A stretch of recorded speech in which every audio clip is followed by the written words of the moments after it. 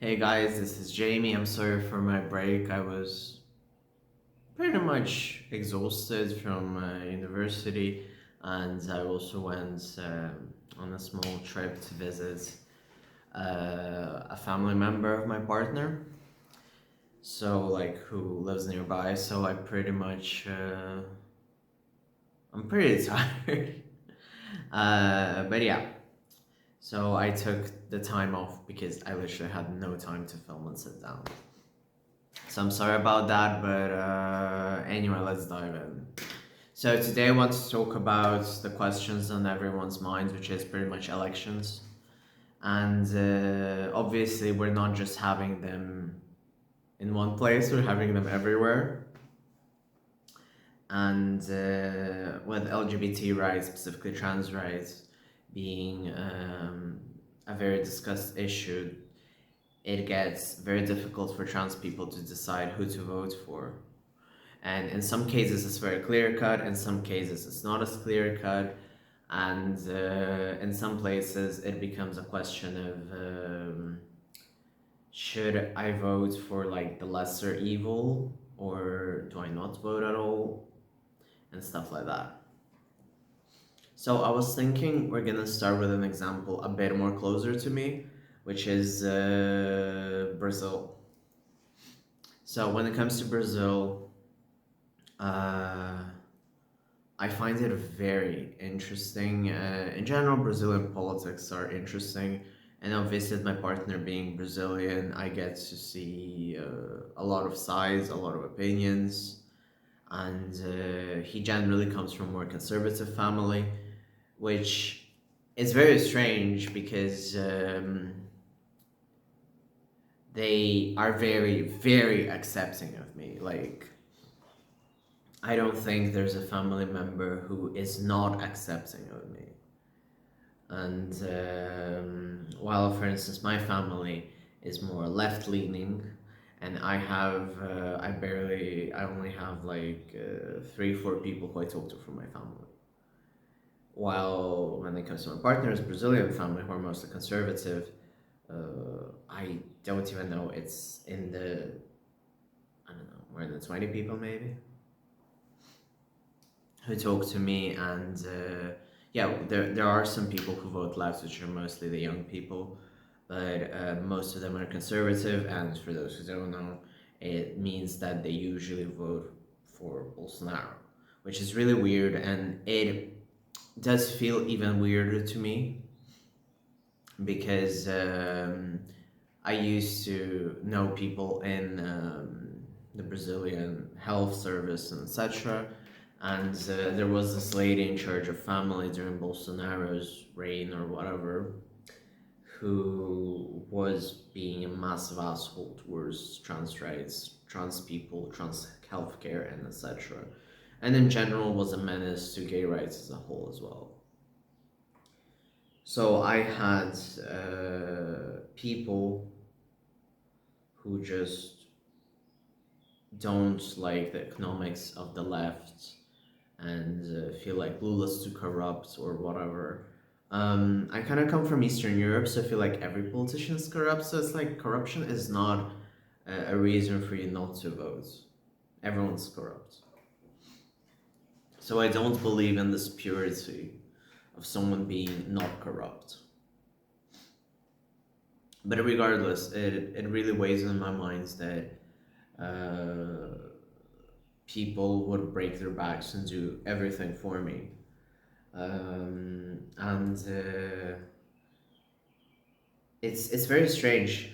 Like for instance, I was talking to another relative of my partner, and like we were discussing the UK, and a lot of people who are not invested in trans rights at all, they don't know what's happening in the UK NHS. So no matter how much you're trying to raise awareness, it doesn't reach people.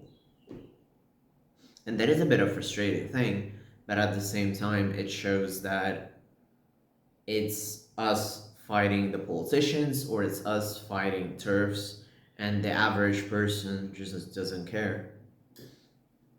Like when I mentioned sort of specific ministers or that lady in the Bolsonaro thing, it's a difference. It's sort of like, oh, I didn't know. And indeed, I wouldn't have known either if I didn't know the health professionals. But obviously, I have much more beef with Bolsonaro. And, well, with Lula, I would just vote Lula blankly, like, without a thought. But obviously, like, I'm not Brazilian, I don't know the whole lore. Um, but I really wouldn't hesitate. I guess I'm kind of in that sort of mentality. So that's more of a clear example to me, but also it showcases that it's very often, and people try not to understand, people don't understand that very often it's not that people are voting against your rights somehow. They vote for like economical reasons, like, oh, I'll get less tax on this, or I like the policy here, or Brazil has obviously crime, um, different social programs, and obviously a lot of the family coming from Rio is their main thinking is how to make Rio more safe. And there's obviously a lot of within favelas politics. The police is corrupt, so obviously sometimes the army gets involved. There's so many sort of nuances where it becomes of which rights will you decide to vote for, and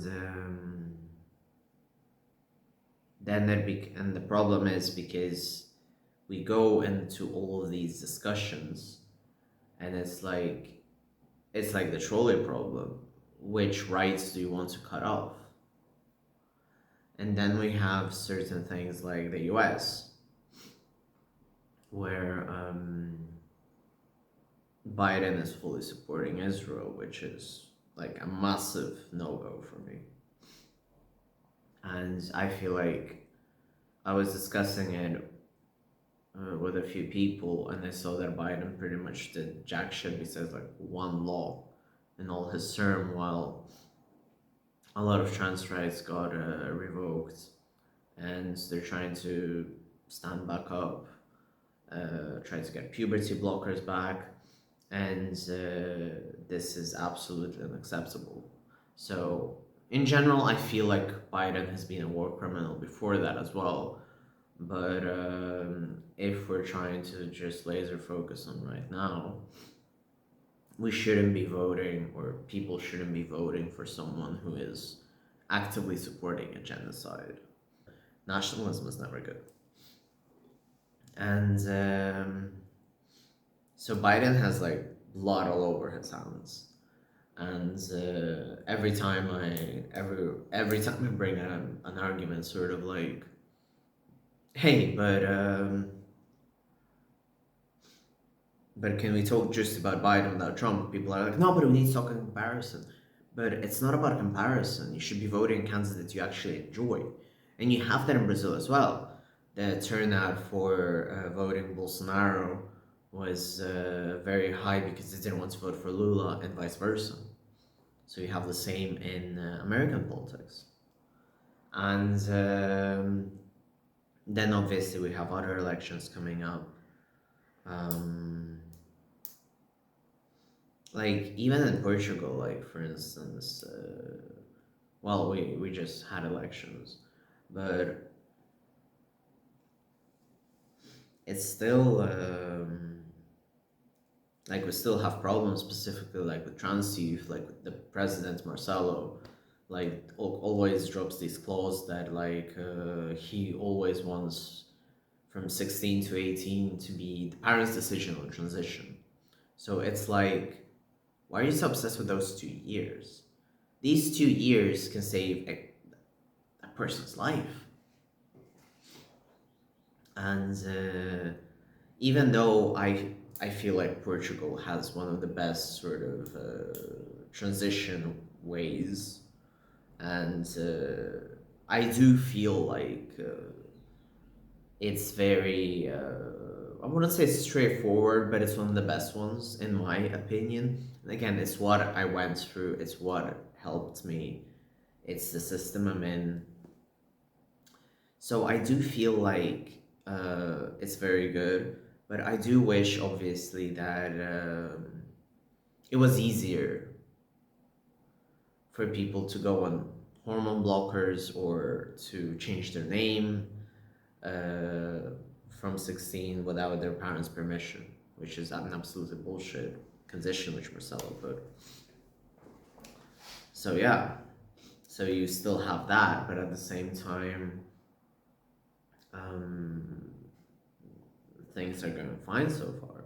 But obviously, everyone's still on the edge of their seats with like Shega, which is the far right here, gaining a bit more of a momentum. And obviously, you have the last one, which is, I mean, from the ones I can discuss from the top of my head, and I'm more into, or know more of, is the UK, where Keir Starmer and Labour factually don't want anything with LGBT rights, while the Tories, it's quite interesting because all the progressive things like gay marriage passed with Tories, because during Tony Blair, Gordon Brown, Keir Starmer, all of them aren't very vocal on LGBT rights, which is really weird for lefts. But then it's kind of New Labour when it comes to Tony Blair and Gordon Brown and, well, they were war criminals, Tony specifically. And right now, Keir Starmer having his golden hour because he hired Tony Blair to coach him, whatever the fuck is happening over there. Obviously, is showing, other than the Tories just nuking themselves. So it's quite interesting.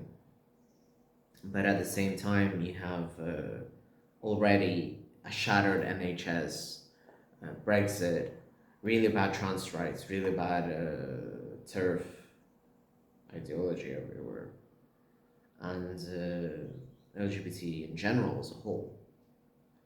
So then you have to decide also, like, are you gonna vote for Labour, who doesn't give a fuck at all, and like Keir Starmer walking out of the, with all of Labour unanimously on a trans right vote, really kind of shows that Labour will not do anything for LGBT people, in my opinion.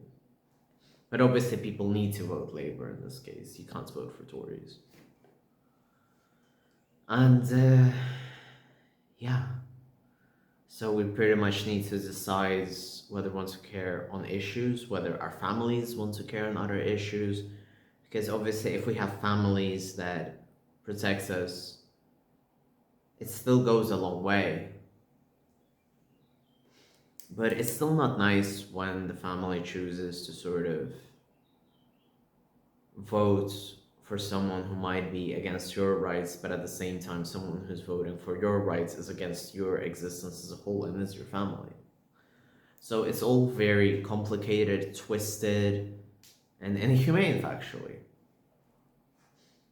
So yeah, that's something to think about. That's a topic to start off, I guess, my usual streak. So yeah, I'll be back to posting a video every week. Let's just hope everything keeps going well. I'd really like to thank everyone for subscribing, your love, watching videos as well.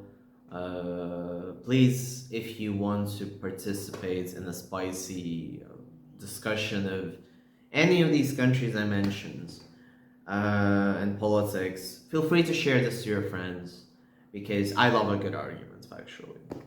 So I can't just show up in any group chat that I'm in and just start fighting people for whatever reason. So yeah, like I say, punch your friends with this video. Um, Discuss trans rights. I think also it's very important right now. Obviously, if yourself, it's fine. But if you want to raise some awareness, we are in the era that raising awareness is very, very beneficial. But obviously, do not do it at the expense of your safety or your health or you feeling bad afterwards. Then, obviously, if you like this video, please give it a like. If you have a comment, please feel free to leave it below.